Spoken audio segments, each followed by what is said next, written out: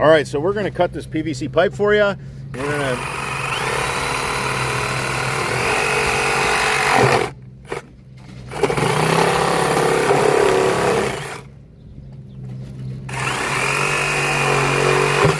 It's always fun to see what's inside. So you don't need a catch basin with PVC pipe. Okay, all right. That's what they say. You got a smooth bottom pipe. You don't need a catch basin with a PVC pipe is what they tell us. All right, guys, don't believe all the lies that are being told on social media. You do need a catch basin with PVC pipe. Look at that. So this clogged and it failed, and the guy seen the water running over his gutter, and here we are. You know, it's just full of shingle gravel.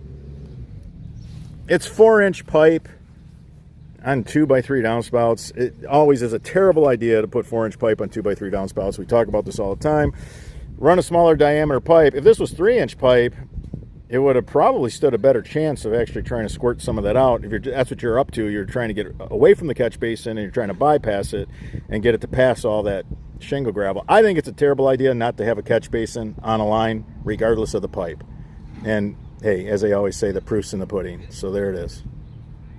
If you enjoyed this video, give us a thumbs up. It supports the channel. If you have any questions about yard drainage, leave them in the comments section. I'm your host, Robert Sherwood, and until the next video.